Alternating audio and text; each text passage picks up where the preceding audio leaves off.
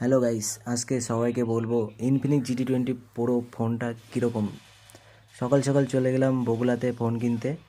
চলো আনবক্স করে দেখাই তোমাদের আসলে ফোনটার ভিতরে কী কী আছে কেমন।